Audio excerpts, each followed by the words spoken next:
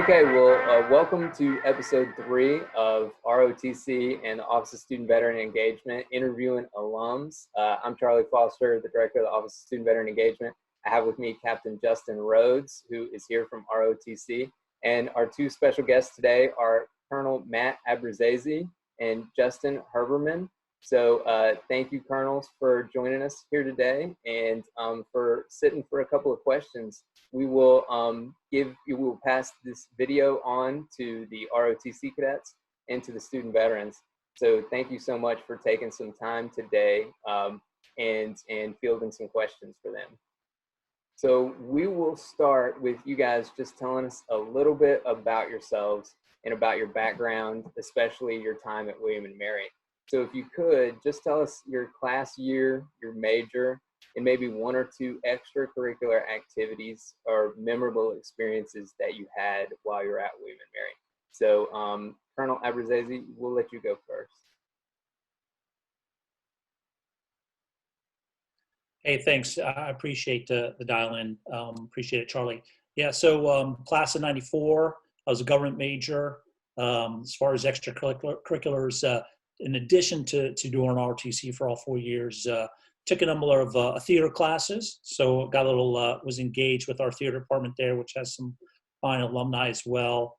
But I don't have any specific advice to how to get into professional acting. But nonetheless, a lot, and then of course the sort of normal sort of extracurriculars that go with being an ROTC cadet as far as some of the clubs. Colonel Herbermann, how about you? How about your time at William & Mary, your class year and your major, and some extracurriculars or memorable experiences? Sure. Again, thanks for having us here today. Really appreciate this, and shout out to the whole community for doing this. Hope everybody's healthy and safe now. I was 4 years behind Matt. He was a senior when I was coming on board as a freshman in the class of 1997 at William & Mary. I was a history major with a minor in biology.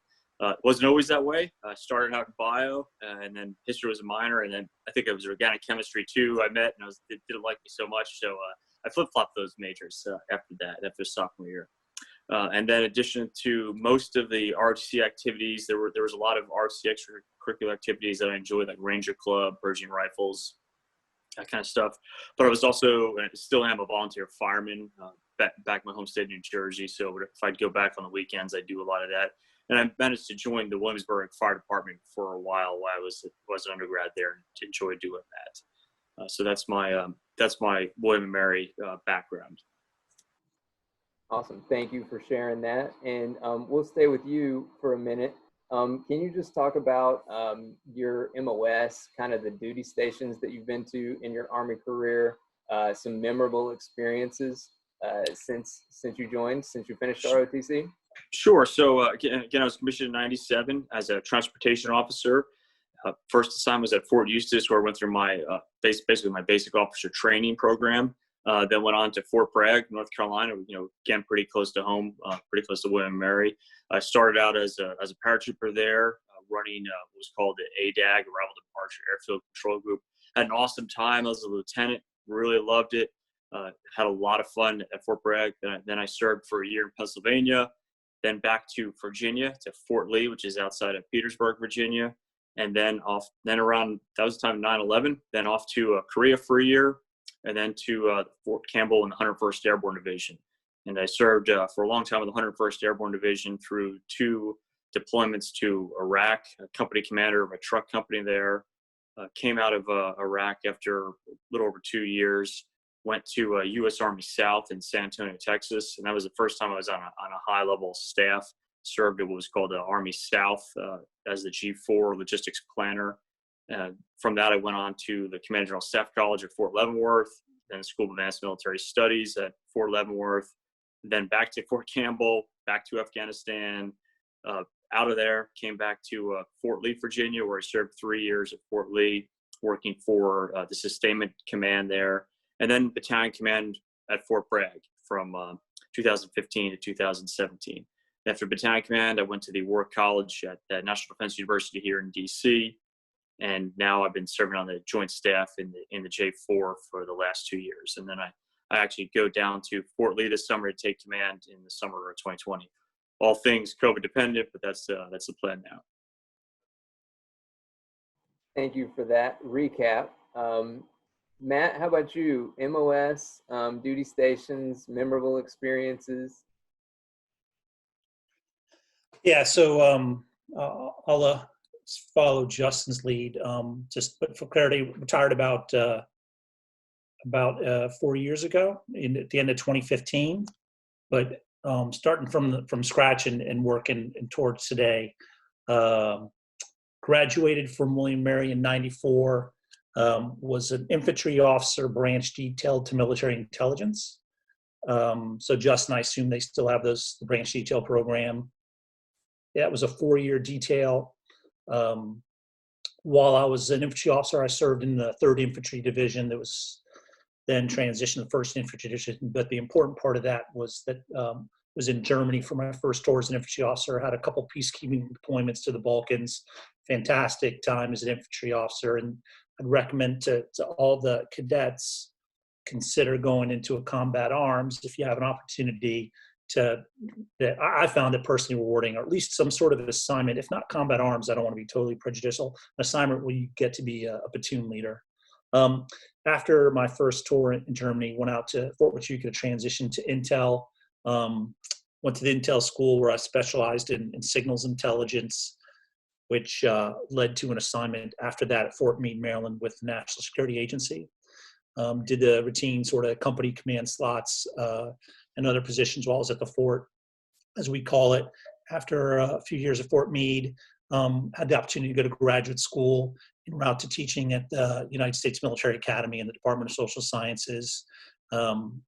Great assignment working with cadets, as Captain Rhodes can probably attest to, as far as working with cadets, how rewarding that is.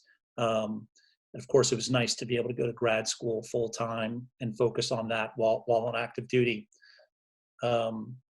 After a few years teaching at West Point, transitioned back to military intelligence assignment, headed out to Denver, Colorado, where I'd been picked up to be a battalion executive officer for a military intelligence unit out there, providing strategic intel support. Worked there and with the on-site partner for about 2 years, at which time that was around 2008, and that's when the Army was standing up its cyber battalions, and they were looking for an experienced unit XO. So I had a chance to go back to Fort Meade, where they were standing up the Army Cyber Battalion. But before going there, did a deployment to Iraq as an expeditionary computer network operations planner, where sort of had to really learn the trade. A great opportunity, learned a lot. I saw a lot of crazy things, and as probably not as much as Justin with all the time he and his troops did on the road, but it was a great opportunity to serve. Following that, battalion XO job, got picked up to be brigade operations officer for network warfare, as cyber operations were called back then. And then after a couple of years there at the fort, got picked up to be a strategic planner for the Army, deployed to U.S. AFRICOM in Stuttgart, Germany. So back to Germany, which I could highly recommend to folks. It's a great tour.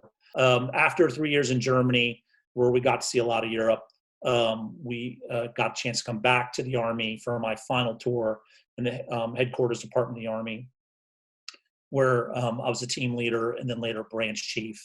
And then that was it. Went quickly, was all through.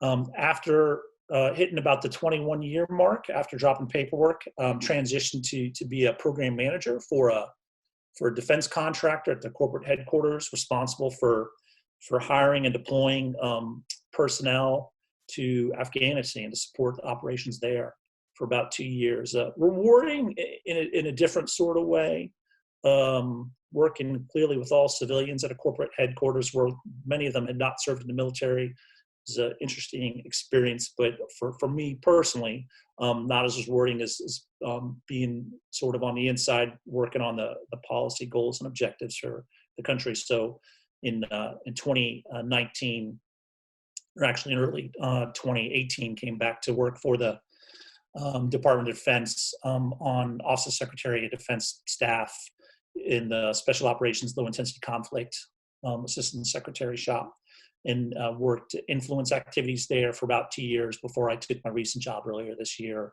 most current job earlier this year, working for the Joint Staff and doing cyber policy.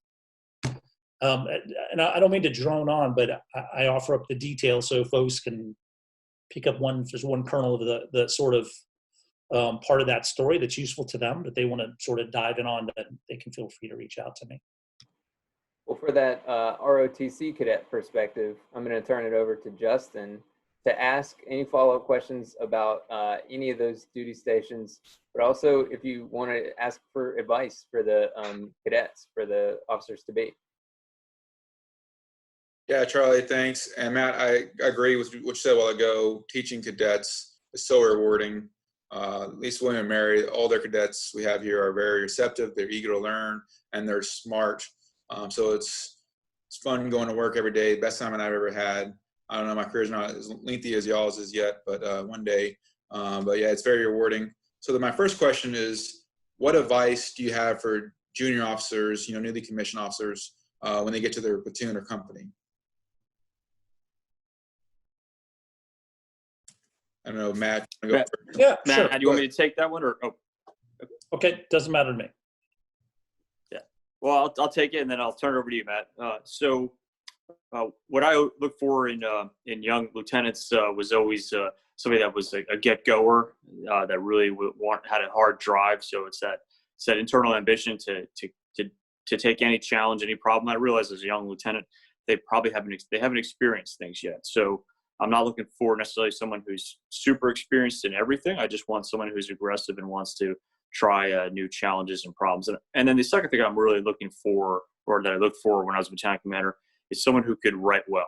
I think that's as an officer, what I'm expecting is clear, concise, appropriate communications. And I would say from all the students that I've seen from William & Mary, the cadets, the young lieutenants that I saw from William & Mary, were really, and a lot of other schools out there, were head and shoulders above some other schools. So it was great having, William & Mary cadets in my formation, because I knew I could trust that they could write well and convey their messages well, because there's so much that they have to do in that written communication, whether it's awards, evals, orders, counselings, all those types of things. But if I leave it, I'll turn it over to Matt. One other piece of recommendation for a brand new officer coming to their first unit is to reach out to your battalion commander. Find out, who that person is. Social media, you can figure out which organization you go to. Reach out to that battalion commander, send him or her an email, tell them how excited you are coming to their formation, coming to their battalion, their squadron. Tell them that you're really looking forward to being there. I had a few officers do that, and I was always appreciative of that, and it told me something more about that officer rather than somebody who just showed up at my office saying, "Hey, I'm here." But I did read, and many of my peers did read all the ORBs before they got there. So it would be one thing to put them a step above other officers. Over to you, Matt. I tell you, I would the thing that I saw that I agree with Justin probably played out in a lot of assignments or in the first assignment is that William & Mary students bring to the table, but it's not unique to them, is critical thinking. And what I mean by that is understanding the problem, understanding how to generate solutions, even if with the expectation that you don't have all the answers, but to have to work with subordinates, peers, and supervisors or the leadership to figure it out. That critical thinking to be able to really sort of, as we used to say in MI world, to identify the key terrain and decision point on the battlefield. Those are things that also just in a problem solving sort of process are important to really help your focus and help the focus of the troops. So you're not wasting their time asking to do things that don't lead towards the objective. And I think the great thing is I think the military also helps you teach that because the unity of mission, we all sort of understand what that critical task is, and fighting for the country and keeping our folks alive. The challenge will be is when you have to apply those critical thinking skills outside of the deployed environment, and even though sometimes also in the deployed environment where the distractions are greater. Some other things that I saw coming across. Well, first of all, I also have to reiterate Justin's point about communication, and I'd say both written and verbal communication are things that will set you apart both in the military and outside the military. And I think that William & Mary gives you the background, especially for written communication. And so if you need to work on public speaking or communicating to subordinates in informal groups, just the spectrum of it. And you know, the other stuff I think comes, you know, you're going to learn organizational skills. The military will teach you how to organize.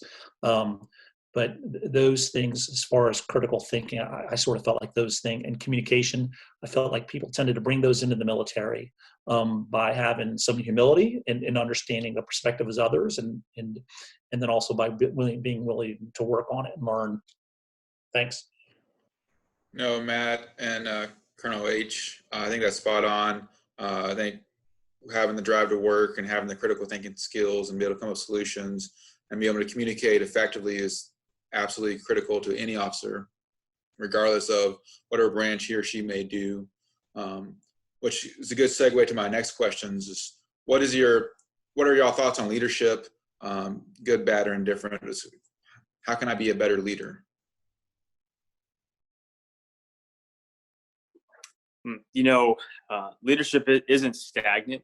I would say it's something you have to work on. You know, and as a young lieutenant, you're probably gonna fail at times. You know, but that's when, as a second lieutenant, as a first lieutenant, that's when you kind of figure out your real style as a leader. And I would encourage people. Number one thing is just be yourselves. And I mean, I'll admit there were times where I was, maybe as a young lieutenant, I was trying to be a person that I wasn't. And then I finally got into a comfort zone where I was like, I'm just going to be who I am. And if you'd ask, probably if you asked my platoon sergeant then, and you asked my sergeant major 20 years later, they probably would have said this guy is the same guy he was at that point, because you just got to be yourself. You know, you shouldn't change the face that you have for different leadership styles. I'm not going to say that you lead different organizations differently, because you do. Like leading a very high civilian staff, you may lead it differently, but your leadership style representing who you are as a person is probably it should be really the same. And you know, there's some things you can never give. Once you give away, you're never going to get back. Like integrity, you know, it's integrity, honesty, and just you know, sharing everything with your troops, with your formation is pretty critical. Matt, over to you.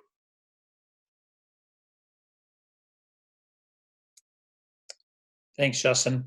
I think, you know, Justin's point about sincerity, you know, I can't say any more than either on that.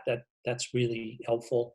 The thing that I would also say, that I was fortunate enough to have a company commander that taught me this without realizing what I was being taught, was I think really to be a good leader, you also have to be a student of leadership. And what I mean by that is that's research. I mean, you're not alone.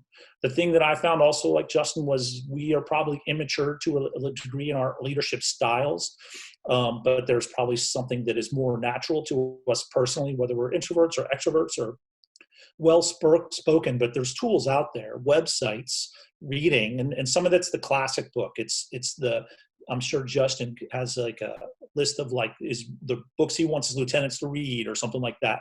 There's websites that I could point you to that frankly I think apply both to the ROTC cadets as well as young veterans, depending on the chance that they had for leadership that are in school, that industry, whether it's defense industry or something else totally unrelated that people are looking to.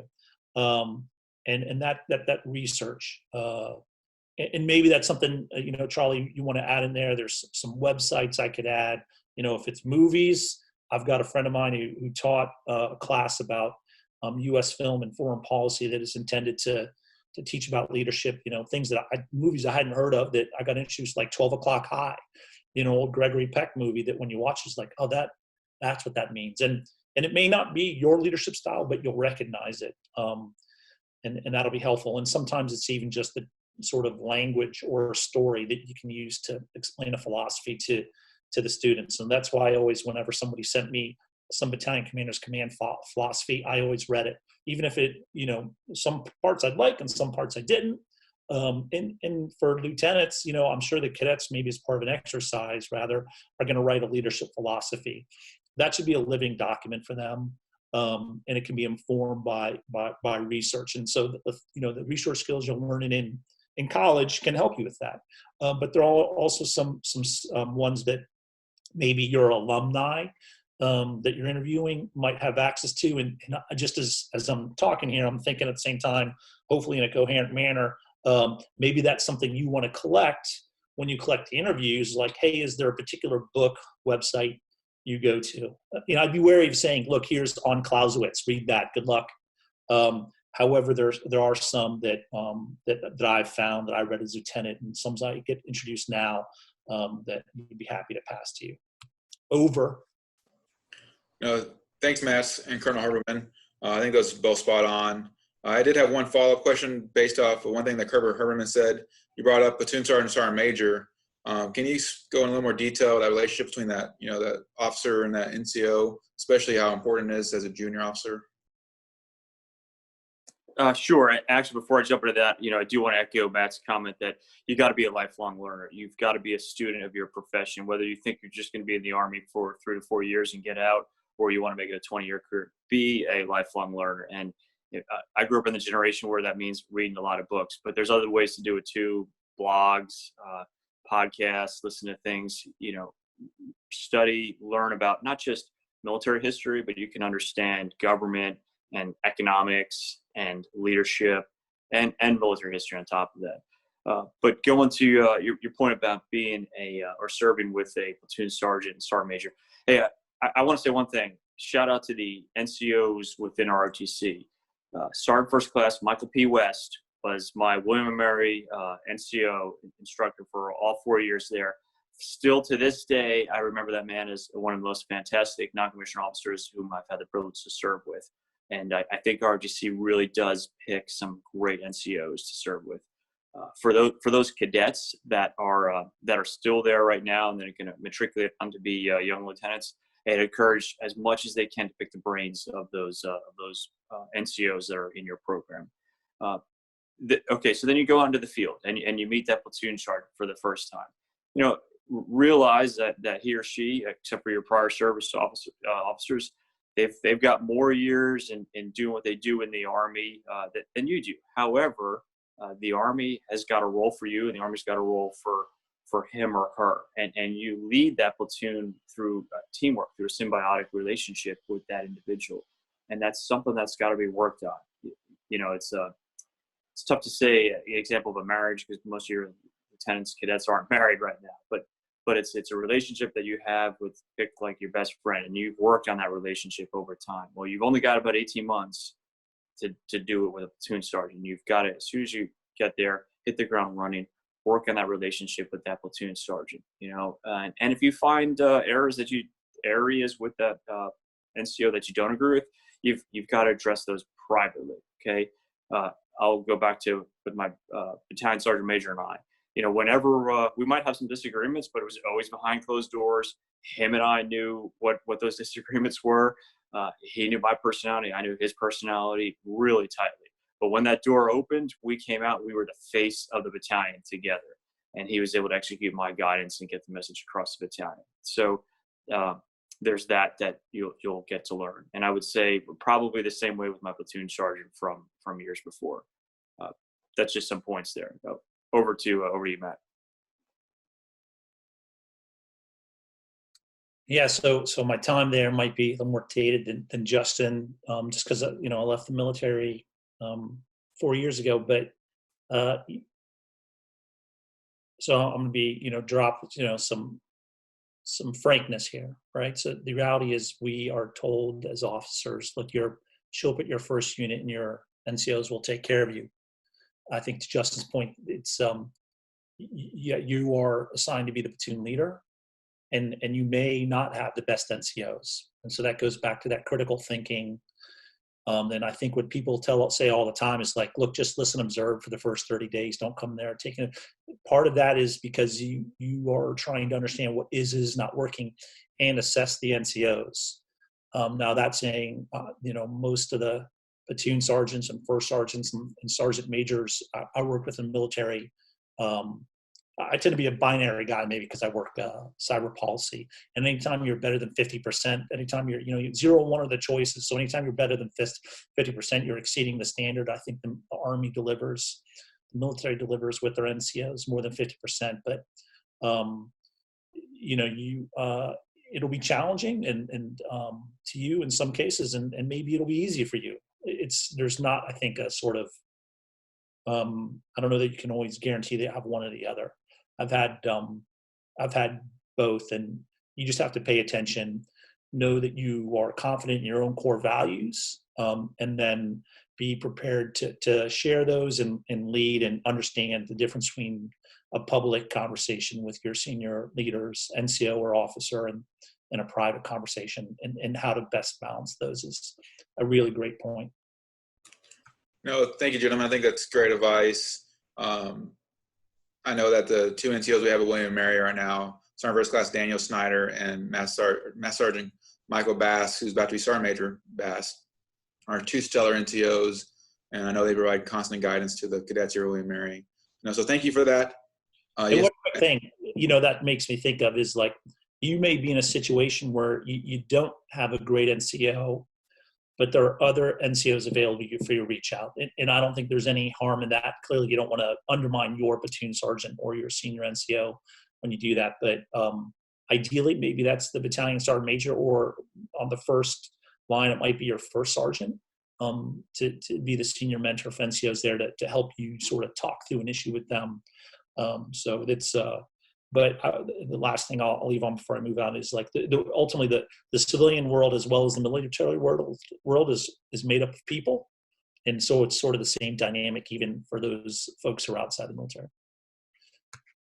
Yeah. Hey, I just want to follow and support Matt's point there. I always try to cultivate a great relationship with my bosses, right-hand man or woman. So when I was a platoon leader, I really tried to pick the brains of that first sergeant, so I could understand how the company run, for a number of reasons. But one is I wanted to just understand the commander, and I also wanted to understand what that future relationship when I was going to be a commander was going to be like, and I also wanted his or her input onto my battle buddy, my platoon sergeant. Did the same thing as a company commander with a battalion sergeant major. Same thing as a battalion commander with the brigade sergeant major. He and I had a great relationship. So, I'd encourage, young officers coming out, just like Matt said, reach out to those other non-commissioned officers that are senior in the formation. They're pretty happy to mentor and to be a sounding board for younger officers. No, thanks, gentlemen, for that advice. It's spot on. I think our graduate or soon-to-be commissionees, we're going to get a lot out of it.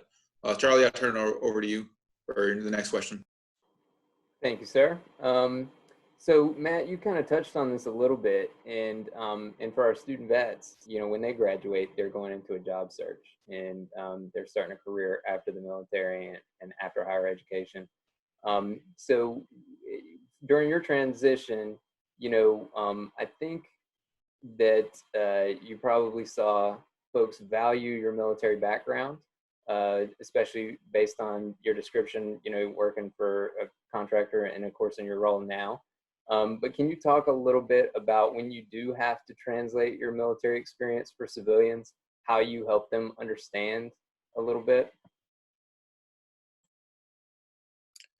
Yeah, no problem. And that you point out sort of the nuance of the job hunt and the job hunt and how you need to communicate. It's sort of like, and your folks who have deployed to Afghanistan or Iraq who've had to work through an interpreter will know this. Like, you will need to understand your target audience and what language will and will not work with them. So ultimately for me, since I was working for a defense contractor and the guy who was interviewing me, they were prior military. So there was no reason to translate for them, where I've seen some people say, instead of calling themselves platoon leader, they call themselves a program manager, which has like responsibilities. It's about the target audience. So if you're going into the defense industry, then in the person you're interviewing with understands the military, probably not required as much.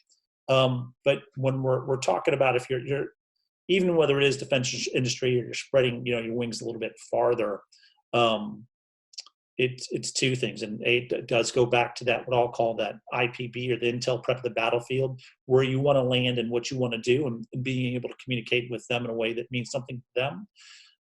And then what I focus on within a resume, and I reviewed a bunch of them because I was hiring people to former military, is understand the scale and scope of your responsibility, because that's what will set apart both your veteran students and the cadets if they transition out of the military. So of course, scale, number of people you're in charge of. The reality is most people out of college are not in charge of 30 people as a platoon leader, or even if you were a veteran who was a squad leader or a team leader, most people out of college aren't even in charge of 4 people. So that scale can mean something to them, but then also in the scope of the responsibilities. It's the task organization, task accomplishment, leadership.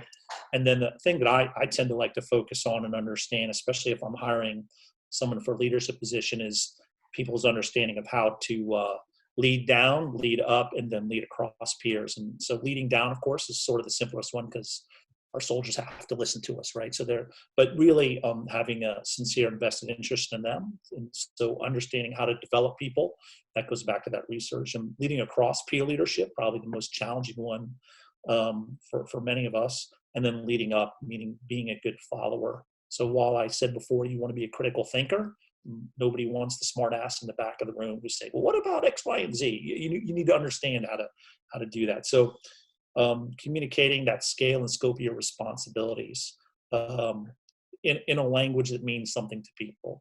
Of course, you don't want to get caught up in Army lingo if you're applying to a theater position in New York City. Probably not going to mean as much. Justin, do you want to add anything there?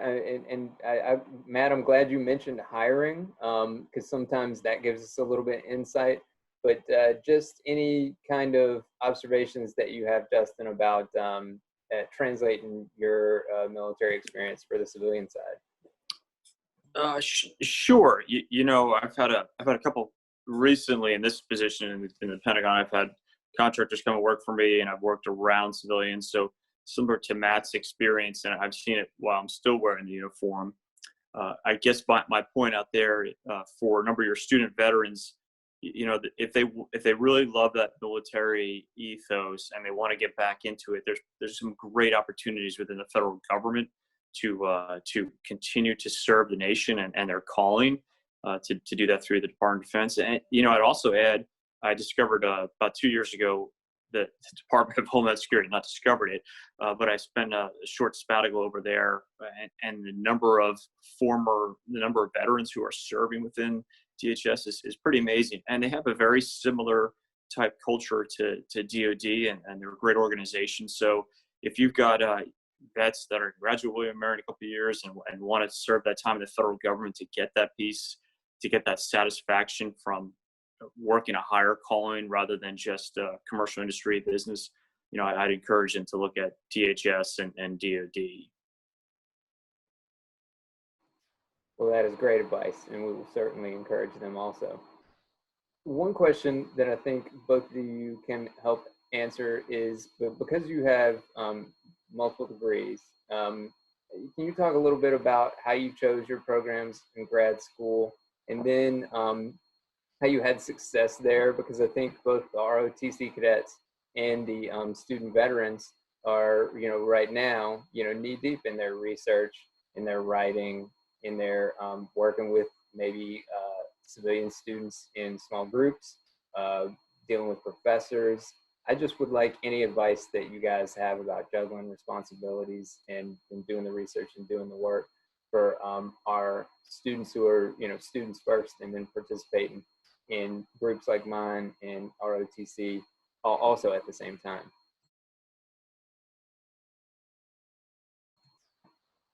Who wants to jump right in there? Yeah, I'll give it a shot. I'll give it a shot. Thanks, Charlie. So I'm looking at the questions you provided, sort of organize myself here a little bit. As far as choosing a program, I'll speak to grad school specifically. And I say this based on more on my time teaching at West Point, right? So the point of grad school at that point was to become an expert in that academic background and then integrate it with the practical application. Now, I was fortunate, in my own opinion, to be in the Department of Social Sciences. We necessarily dealt with national security. I'd been an intel officer. I deployed overseas, so I understood national security and international relations, strategic studies, which was my degree, and flowed into that. But when thinking about grad school, I think the more specific you can be to understanding what you plan to do with the degree, as opposed to sometimes people just go to grad school because it delays entering the workforce, right? And the reason why that is important is this. Even within great grad schools, like I applied to Georgetown University and to Johns Hopkins University, which are in DC, because I wanted to be in DC, two great programs. What I focused on after that was the professors that I wanted to learn with. So, and that as a result is, I'd encourage folks who are thinking about grad school now is to talk to their current professors, because different programs have different recommendations. And if you're considering a PhD, you probably already do think about this. But I think about, who do you want to study with? And then that's an aspect of it. That probably aligns also with what you want to do. But I cannot overstate, I think, how enriching it is to work with people in grad school, the professors, or your peers in their field of specialty. It matures you as in your mental approach to problems, but B, to be frank with you, it's probably going to help you with a connection, or maybe it would help you with a connection for what you were trying to do. Because they've seen hundreds of students, thousands of students go through and go into professional life. So that may be also a touch point en route to your next location. So like most things in life, to understand how you want to get someplace, you got to understand where you're going. And I'd say the same thing for grad school. That was the approach I took for selecting, and what I think I lucked into, because I don't think my approach to it was as mentally mature as it could have been. But what I really saw across peers, and then they really invested in those relationships in a sincere way while in grad school, to spend time and create opportunities to spend time with those professors who could help them sort of develop. Is that what you're looking for? Yeah, that's excellent. I know we do have some student veterans who are looking at grad school, and just like it came up in y'all's military careers, it could be an option for the ROTC cadets too. So then it becomes a weed out process, or they have criteria. And I think you added an important criteria there, which is, who do you want to study with and where are they? And is that a viable option? So I think there is another sort of less pleasant thing to think is there is sort of a hierarchy of grad schools. So there is some brand recognition, frankly. Like, of course, if you go to Harvard Kennedy School, that's top brand recognition in national security. The same thing applies, I'm sure, to other fields, whether it's film or science. That, I hate that to be totally a reason. There's probably also a nurturing reason for why that is, but that has an impact. And the takeaway I had from that is, try and get into the best school you can that you can make work for you financially. Excellent, thank you. Yeah, I think I'd add, those are all great. I totally agree with Matt. I'd add a couple other things too. One, overall, for both your ROTC cadets and your student veterans, go to a program that you enjoy. Do something you want to do. Like Matt says, hey, if you love film study or whatever that is, in my case it was history, do that type of program. So I have 3 master's degrees, and no, I can't exchange them for 1 PhD. I'd love to, but all my master's degrees were paid for by the Army. So I like to say that. Shout out to our tuition assistants and our programs from the Army. I was going to the Command General Staff College and then SAMS. That's a 2-year program. While I was doing that, I was going to night school to get my MBA. Then when I went after Battalion Command, I went to National Defense University and got a master's degree through the War College there. So, as a young officer, there are plenty of routes to a master's degree. And although, particularly for the Army, it's not necessarily required per se, it is required for other services like the Air Force. It's something that is a discriminator later on down the road. And I would encourage young officers, young cadets, going to be officers, read the military personnel messages, figure out which program you want to go for, and fight for it. Whether it's like Matt's experience, where I assume he went to university first for a year and a half and then taught at West Point, or like mine, where I went through an Army program that had a master's and I was going to night school for the MBA. There's plenty of master's programs out there.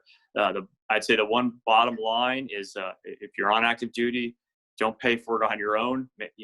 Do everything you can to get the military to pay for it. And clearly those veterans that have done some great service for the nation, I know you're using your GI Bill, and congrats to your service there. And let Uncle Sam pay for it because you earned it and you deserve it. Yeah, I realized I didn't have my mute on there. Sorry about that. But I think Justin reminded me of a couple things that are really helpful. And maybe you want to include these as link, and I don't know if it's more for ROTC cadets. There are so many different ways to get it paid for. But like I'll go into William & Mary, frankly, because it's such a small program in terms of the cadre, you just don't know what you don't know. So I'm sure that the doctors you interviewed could talk about how that program for graduate school, which is a unique one and I'm sure highly intense. There's also the FLEP program, which is used to be called what the program was to take an Army lieutenant and send them to law school. I think it's like something law school. I don't know. It's FLEP was it what it used to be called. There's the Olmsted program, which is focused on international relations. There are also the approaches like going to teach at the U.S. Military Academy. The nice thing about that is if you know you want to be more STEMish, then you would apply to a STEM program, and you get you get a master's program. And what I would always highly encourage officers to do, if they can get the PhD requirements done, that is a great opportunity because of the legs that has with your career in terms of opening up opportunities for you. Trying to think if there are other programs to do it. Those are some that I just didn't know you could do when I was like, I had no idea you could do any of those things when I was an undergrad. It didn't come up because rightly so, I was focused on being lieutenant, but it is nice to be able to plan your life. I think most folks would probably tell you, and Justin's probably spent a lot of time, sort of, you got to program out that career if you want to get what you want out of your career. And that may include, something like a PhD program. There's so many different ways to do it. Oh, another one, there's the Joint Staff Intern Program for Army officers. I'm working with one right now. They go to Georgetown for a year, and then they come to work inside the Pentagon. It is another great opportunity. Great school, Georgetown, and then you've got that fully funded, which is nice. I mean, it's expensive, and in these times, you want to keep that debt down. Thanks. Right, that's a lot of great suggestions there, and lots of opportunities out there. And I think that everybody's got a lot of work to do to find the fit that's right for them, weighing all those factors. But they certainly now have a bunch of ideas, so we really appreciate that. Any advice just about studying in general, about organizing, great lessons learned from, especially you guys going up into high-level academic environments? Yeah, I'll tell you, I think that the skills that can make you successful in the military can be applied in terms of, because that critical thinking on problems, also I applied it, when I was in college by thinking about what professors do I want to study with? Because as you all pointed out, if it's something you enjoy studying, then it'll be easier. So that sort of research into professors' reputations, of course. Then there's also the discipline to have a program for that balance, right? So it's lieutenants write operations order and think out, orderly what the training calendar is and all those sort of things, and understanding the op tempo for your training calendar is important as well. And one thing that I struggled with, I love to read, but I'm not one of those speed readers, is sort of going back to that critical terrain discussion and understanding how to work through the material and how to consume a lot of information, because you might not be able to read it all. You got to figure that out. And it's not the professor's job to figure it out. I mean, you got to sort of do that analysis of the assignments, figure out, I don't have to read this 500-page book. I need to read this, this, and this. And if you need help, I know they've got the study skills there. But I found that particularly helpful is understanding the professors I wanted to study with, that had a teaching style that worked for me, and then B, then within the work, understanding the key terrain. Some people like Colonel Peterson, you met already. She consumed it all and did it all. She's lightning hot, smart. Not all of us are there. I'd echo Matt's comment about Maureen too. Incredible leader. Hey, I would add 2 points too. One is, when you go to grad school, you really, in the programs you're in, you've got an option either expanding your mindset over something that you're not familiar with, or looking and enjoying something that you really enjoy. And throughout my career in education side, I probably have flip-flopped between the two. I wrote a number of papers in SAMs that were all history related, and I really loved that. Yet in the MBA program, it was more supply chain related work, which expanded my knowledge of logistics, but it was different than the pure history side. So you got to think, okay, I'm in this program. What do I want to do? Do I want to do something that I really just purely enjoy, or do I want to do something that's going to challenge me in a different way and expand my horizons? So that's another point to think about with programs that you're looking at. Something else that I thought about, in preparing for this, that you sent an email on, Charlie, was, I'd encourage / challenge the cadets to, and even more maybe specifically the veterans, to engage with the students and the professors in a way as representatives of the military. Now, with such a small percentage of the U.S. audience that is a veteran, we're sort of, those of us who are both either still serving or serving the community, sort of need them to carry the community, and that's a balance between humble bragging, right? You don't want to be caught doing that, right? But also explaining to people that it's not a bunch of auto robots that are just executing, that it's more than that, and sort of helping share the military with the professors who, I don't know what it's like now, but many of them probably don't have that experience to show that there's a maturity to that goes into being to the military, even if you were towards the bottom of the total poll, either as enlisted or as a junior enlisted or as a junior officer, where you didn't get to call the shots, you had to execute, but it still required you to. You're still a thinker. You have a passion for it, and there's a maturity to that I think most of our civilian students, if they don't come from a military family, if they're not veterans or even the professors, would benefit from them being engaged. So I appreciate you. I'm sure you do that just in your own job, Charlie, and I'm sure the ROTC department does it well, but the country needs it for sure.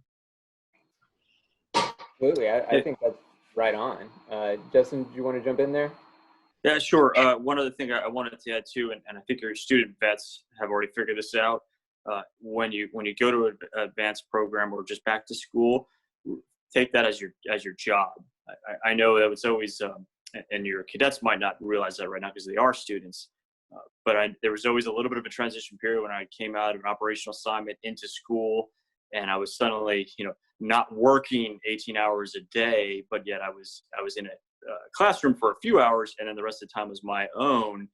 But I had deliverables that I had to do on my own, which every student does. But sometimes that's a unique transition to get there, and then realize that is your job. That's your full-time job, whether it's an MBA program at William & Mary, or you're back as a student, or you're at a program somewhere else. And for those cadets that are going to go be lieutenants and then come back in a few years for master's programs, realize they'll go through that type of transition and just accept, hey, it is a time to take a little bit of break from the stresses of operational assignments, but it's your job to be a student. So over to you. Absolutely. I mean, I definitely see the students take it on as a job and say, yes, I have this much to do, but I'll outwork every one of these problems. And then Matt, to your point, I think the students really do take on that responsibility of being spokespeople for the military. And they don't have to. And I think that they step up. And one of the ways that I'm really proud to participate in is when they volunteer to speak to the faculty through what we do, which is the Green Zone program, where the faculty and staff can come and they can sign up for a little bit of military cultural competency training. And so we'll go through a PowerPoint, and then I will close my mouth and let the students talk and let the faculty ask questions directly to the students. And it's always really, really enlightening for everyone involved, including me. And that's just one example of them stepping up and being those ambassadors. So it's fun to see. But you're exactly right. Especially in the Williamsburg area, in the Hampton Roads area, we've got a whole lot of people who want to talk about the military. And so, you know, whether they themselves are in or whether they have a loved one, you know, they want to have those conversations. And so it's been interesting to see the student veterans and possibly ROTC cadets to navigate that. Well, as we wrap up, Justin, do you have any saved rounds? Are there any questions that we missed? Charlie, I think I'm good. I think the big ones, guidance on leadership and, you know, as new lieutenants, and I think Matt and Colonel Herbermann hit it out of the park with the responses. So I'm just internally grateful for both your time, and I hope you and your family are staying safe at home. Well, when you can be at home, I understand you're currently the Pentagon, Matt. No, I'm just joking. But no, just thank you, gentlemen. I appreciate it. Absolutely. Thanks from the student veterans and from the whole William and Mary community for you guys taking time out of your schedules to field some questions for us and share your wisdom. We really appreciate it. Yeah, I'd be happy to talk to any other veterans or cadets. It's just it's a privilege to speak again with William and Mary students, and I wish you all the best of luck in your programs, and I hope everyone stays healthy. Yeah, absolutely.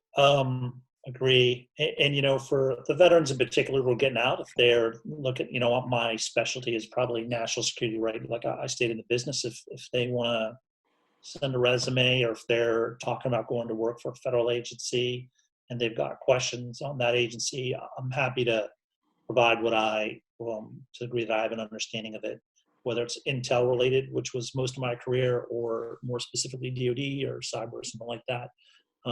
You can feel free to pass on my contact information. Wow, thank you for that.